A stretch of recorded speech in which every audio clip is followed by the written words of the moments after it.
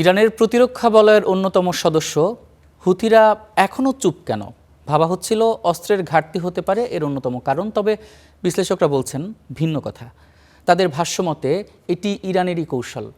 Iran চাইলে কালই যুদ্ধে নামবে হুথিরা এবং লোহিত সাগরে আবারও তাণ্ডব তৈরির সক্ষমতা তাদের এখনও আছে। তবে ইরান একসাথে সব শক্তিকে ব্যবহার করতে চায় না বলেই মত বিশ্লেষকদের। যুক্তরাষ্ট্র, ইসরায়েল ও তাদের মধ্যপ্রাচ্যের মিত্রদের অবাক করে দিয়ে দ্বিতীয় সপ্তাহে গড়ালো মধ্যপ্রাচ্য যুদ্ধ। আগ্রাসনের বিরুদ্ধে 10ম দিনের মতো একাই লড়ছে ইরান।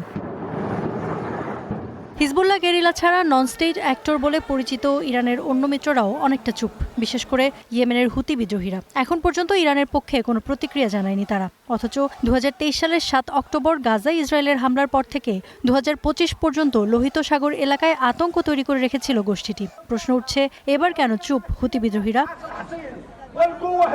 বিশ্লেষকরা বলছেন, সিরিয়ায় আসাদ সরকারের পতনের পর হুতিদের অস্ত্র সরবরাহ নিয়ে জটিলতা তৈরি হয়েছে। এ কারণে অস্ত্র সংকটে পড়তে পারে তারা। পাশাপাশি নেতৃত্ব হারানোর আশঙ্কাও আছে তাদের, কারণ গেল আগস্টেই তাদের 12 জন শীর্ষ নেতাকে হত্যা করেছে ইসরায়েল।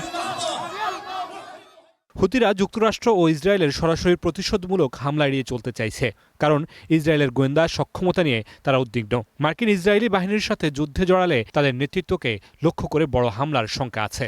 তাছাড়া ইরানও এখনই হুতি বিদ্রোহীদের এই যুদ্ধে জড়াতে চায় না বলে মনে করেন অনেকে, কারণ হুতিরা ইরানের জন্য তুরুপের তাস, যা তারা এখনই ব্যবহার করতে চায় না। তেহরান এখনই তাদের তুরুপের সব তাস একসাথে খেলতে চাইছে না। হুথি গোষ্ঠীকে ভবিষ্যতের জন্য বাঁচিয়ে রাখছে তারা। ইরান চাইলে হুথিদের যুদ্ধে জড়ানো এখন শুধু সময়ের অপেক্ষা। যুক্তরাষ্ট্র ও ইসরায়েল যদি হামলা চালিয়েই যায়, তাহলে তারা যে কোনো সময় হামলা চালাতে পারে। ইরানের প্রতিরক্ষা বলয়ের অন্য সদস্যদের মধ্যে হামাস নিজ ভূখণ্ডেই যুদ্ধে জর্জরিত। এছাড়া ইরাকের ইসলামিক রেজিস্ট্যান্সও এখনও নীরব। তবে বৈরুতে মরণপণ লড়াই চালিয়ে যাচ্ছে হিজবুল্লাহ গেরিলারা। ইসরায়েলের কাছে ত্রাস হয়ে উঠেছে এই গোষ্ঠী। ইসরায়েলি হামলায় বৈরুতে তাদের অনেকে প্রাণ হারালেও লেবাননের ভূখণ্ডে ইসরায়েলও খুব ভালো অবস্থায় নেই বলে মনে করা হচ্ছে। Iffat Khandaker, Star news.